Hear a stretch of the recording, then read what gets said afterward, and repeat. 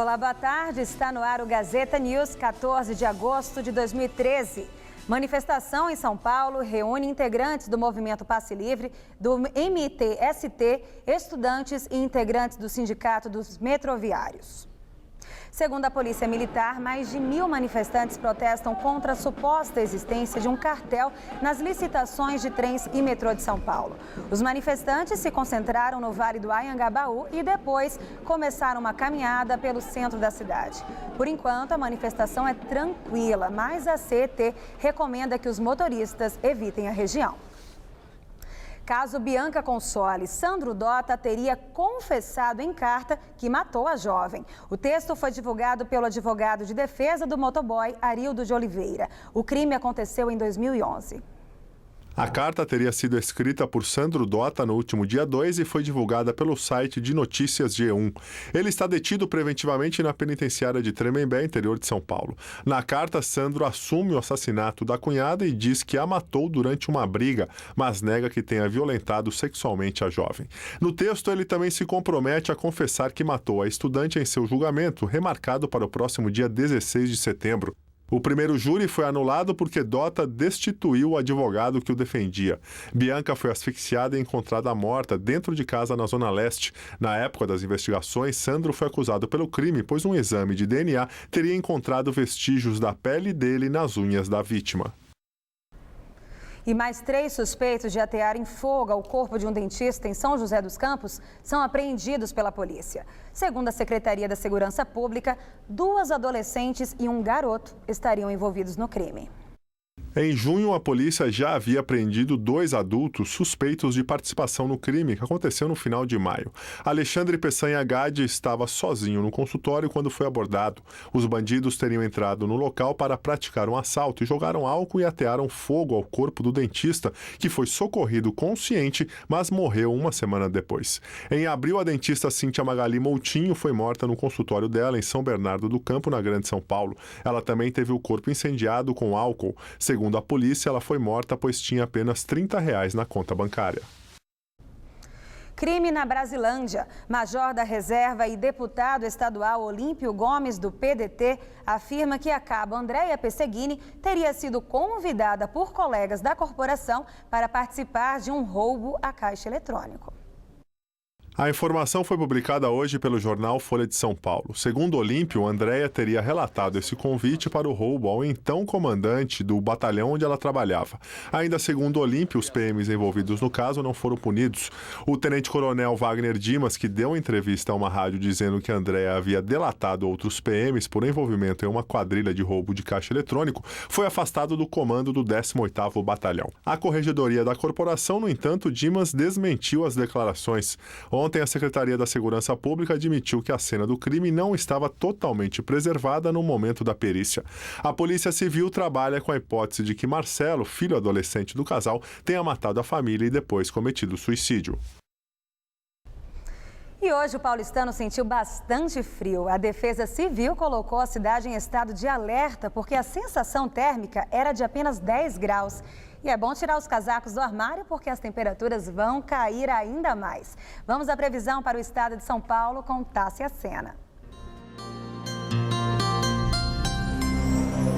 A quinta-feira será chuvosa e muito fria na capital e também no litoral de São Paulo. No estado de São Paulo, a frente fria continua intensa e reduz as temperaturas principalmente durante a noite e na madrugada. Na região centro-norte, a quinta-feira começa com muita névoa, mas o sol aparece ao longo do dia. Máxima de 19 graus em Franca. Já no leste paulista, o frio aumenta e deve chover durante toda a quinta-feira. Máxima de apenas 13 graus em São José dos Campos. Amanhã na capital, as temperaturas caem ainda mais e a chuva continua. A mínima despenca para os 7 graus e a máxima não passa dos 13.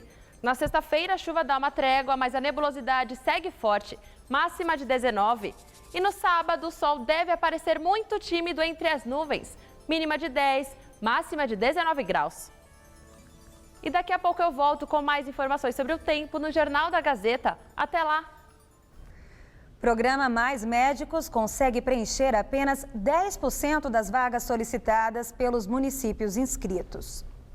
Os médicos do programa devem chegar aos municípios a partir do dia 1º de outubro. De acordo com o balanço divulgado pelo Ministério da Saúde, 1.096 médicos selecionados se formaram no Brasil e 522 no exterior. Os médicos se concentrarão inicialmente em 8 capitais: Porto Alegre, São Paulo, Rio de Janeiro, Belo Horizonte, Brasília, Salvador, Recife e Fortaleza. Nessas cidades receberão aulas de português e instruções sobre como funciona a rede pública de saúde do país. Depois ganharão um registro provisório e poderão atuar no Brasil por 3 anos, mas somente no SUS. Para nós ficou muito claro já nesses primeiros 15 dias de seleção que o Brasil não tem número suficiente de médicos para atendermos todas as áreas carentes do nosso país. Nós queremos continuar estimulando médicos brasileiros a irem para a periferia das grandes cidades, para os municípios do interior. Agora nós precisamos trazer profissionais de outros países que estejam interessados em vir para o Brasil. Supremo Tribunal Federal começa a julgar recursos de condenados no processo do mensalão. Hoje começaram a ser debatidos entre os ministros os embargos de declaração que servem para pedir esclarecimentos ou questionar pontos obscuros das sentenças. O STF já rejeitou questões comuns dos recursos. Os ministros não aceitaram alguns dos pedidos dos advogados de defesa, que queriam, por exemplo, tirar o presidente Joaquim Barbosa da relatoria do caso. Por unanimidade, o Supremo aceitou os embargos de declaração da defesa de Carlos Alberto Qualia, dono da corretora Natimar. Com isso, a sentença dele será anulada e o empresário será julgado pela Justiça Federal. Crise no Egito. O país decreta estado de emergência e toque de recolher. Pelo menos 278 pessoas morreram após confrontos entre a polícia e manifestantes pró-Morsi. Mais de 1.400 pessoas ficaram feridas. A presidência pediu ao exército que coloque ordem no país, o mais populoso do mundo árabe. Segundo a imprensa local, os confrontos seguem intensos em diversas cidades. O Egito vive uma grave crise política após a derrubada do presidente islamita Mohamed Morsi no início de julho por um golpe militar. O governo provisório já vinha avisando os manifestantes que não iria tolerar mais protestos. Hoje, as forças de segurança, com policiais blindados e helicópteros, atacaram acampamentos dos seguidores de Morsi.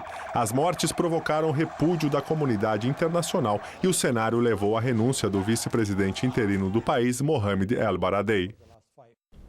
A cobertura completa sobre este assunto você assiste logo mais às 7 da noite no Jornal da Gazeta. E agora música, Paulinho da Viola fará show aqui em São Paulo. A apresentação acontecerá no dia 24 no HSBC Brasil.